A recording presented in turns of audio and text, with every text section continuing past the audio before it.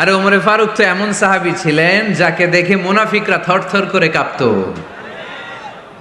ওমরে ফারুক তো এমন সাহাবী ছিলেন যাকে দেখে শয়তানও কাঁপতো। বিশ্বনবী বলতেন, ওমর মা সালাকা শাইতানু সালিকান ফাজ্জান ইল্লা সালাকা ফাজ্জান গায়রা ফাজ্জিক। ওমর, ইবলিস শয়তান যদি তোমারে কোনো রাস্তা দিয়ে আসতে দেখে, ইবলিস ওই রাস্তা থুইয়া অন্য রাস্তা দিয়ে চলে। আমাদের দেশে আমাদের ছেলেমেয়েরা যখন খেতে চায় না, আমরা বলি আম্মু তাড়াতাড়ি খাও, ভাল্লুক আসবে, বাঘ আসবে, বিড়াল আসবে, বলি না?